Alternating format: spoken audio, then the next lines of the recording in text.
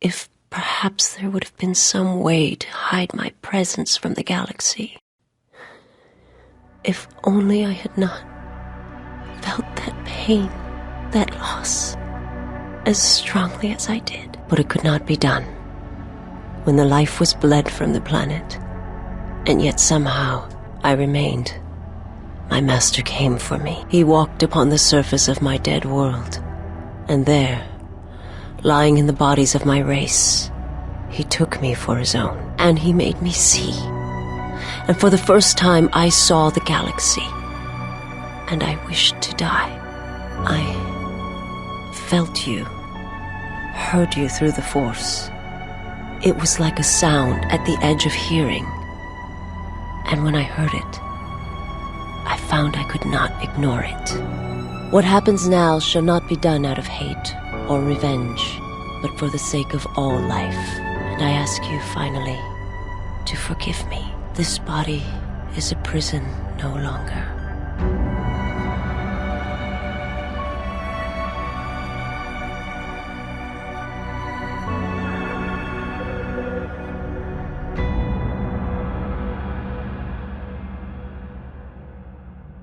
VISAS MARR was a female Miralucan who lived within the same era as the exile Mitra Surik. VISAS was born in the year of 3976 BBY on the world of Qatar, located in the mid-rim of the galaxy. When VISAS was 24 years old, she became aware of a Jedi meeting that would be happening on her home world. Apparently, the Jedi are hoping that they can use the help of Miralucan Force sight to see their new enemy, the Sith Triumvirate. You see, within this time period, Revan had won the Mandalorian Wars, but also went missing right after. Mitra Surik was exiled and also considered missing by some, meaning that the Jedi Order had no significant heroes. After Revan defeated Darth Malak's army, along with the Starforge, the remnants of the Sith Empire began squabbling among themselves who would be the new leader. However, 3 new figures came onto the scene, who would go on to lead the new Sith Order. This was Darth Traya, Darth Sion, and Darth Nihilus.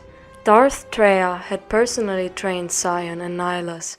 However, it did not take long for them to exceed her and then cast her out. The aftermath of this Sith power grabbing behind the scenes was Darth Sion and Nihilus causing chaos across the galaxy. Sion would be assassinating Jedi like some kind of invincible hitman, and Nihilus was roaming the galaxy in his dreadnought known as the Ravager, consuming worlds to feed his hunger and immense power. The Jedi Order was overwhelmed and was quickly becoming endangered. In a desperate attempt to lure the Sith out of hiding, Jedi Master Atris had collected many masters together on VISAS MARR's homeworld.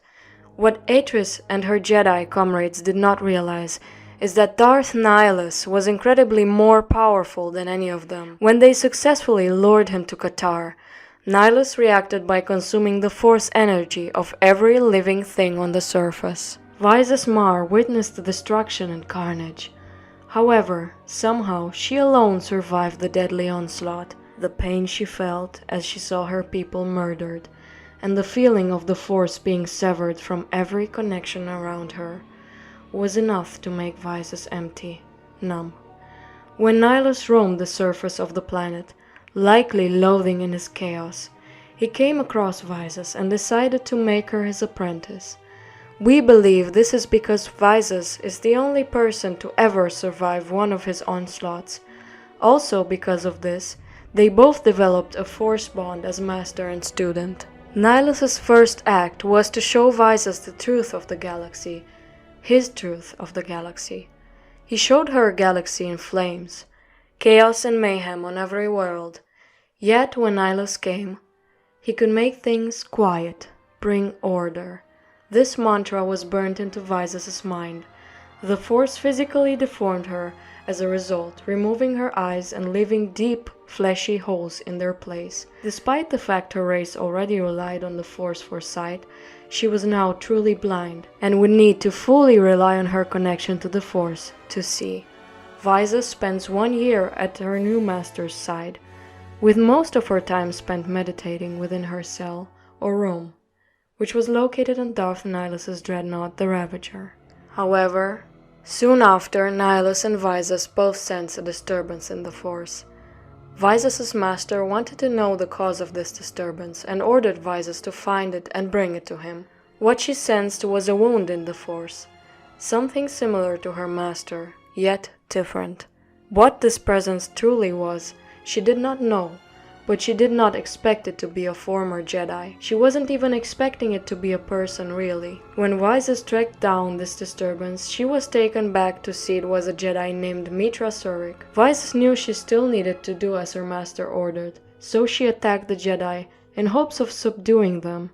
However, Visas quickly learned that the Jedi was powerful, and that her presence in the Force was something to be admired. Visas could not defeat the exile, and now she questioned whether or not following her master was the right thing to do. She decided to become a companion to the exile, so she could witness their journey and perhaps aid them in defeating her master. However, she would not allow the exile to face Nihilus until she was ready.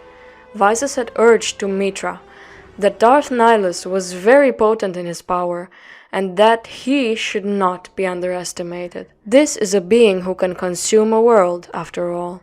Believing in the power of redemption and seeing the light side potential in Visas, Mitra Surik agreed to her becoming a companion. Visas had been trained in the Force and the use of a double lightsaber. Mitra assisted Visas with more training, essentially becoming her new master. Or, in the game, she can be your potential love interest. Visas travels the galaxy with Mitra and helps her find the lost Jedi Masters. Eventually, the time comes for Visas and Mitra to confront Darth Nihilus. When the rogue Kreia decides to betray Mitra Surik, she leaks information to Nihilus about a Jedi temple on Telos 4. Kreia had used this lie to bait Nihilus into a diversion so she could infiltrate the Treyas Academy on Malachor and reestablish control. Nihilus took the bait and believed Master Atris's handmaiden academy might be a Jedi training grounds. Of course, though, Nihilus learned the truth when he arrived, but this did not stop him from still beginning his attempt to consume Telos 4. The Republic and Mandalorians had actually worked together to fight back against his attack on Telos 4. Mitra Surik, Visas MARR, and Mandalore all rallied together and boarded Nihilus's flagship. Together, they were able to plant 4 proton bombs that would act as a backup plan for taking out Nihilus if they failed.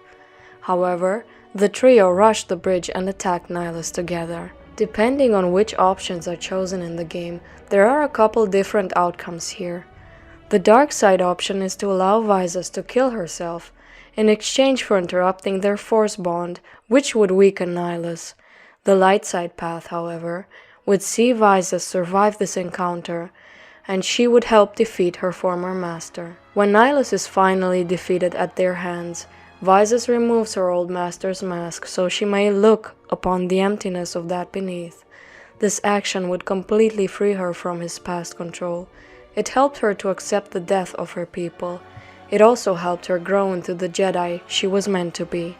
Some of the cut content for the game was going to have Kreia deliver a voice line that would explain Visas would be needed for the future of the Jedi. Her role was important. Therefore, we see Visas MARR as the protagonist that never was, the story of a perspective we would love to see.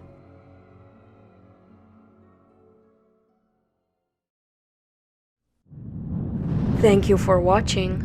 This was Goddess Demoness. If you want to watch more Star Wars related content, subscribe to our YouTube channel, Shoot Our Angels, and consider supporting me on Patreon. See you in another video.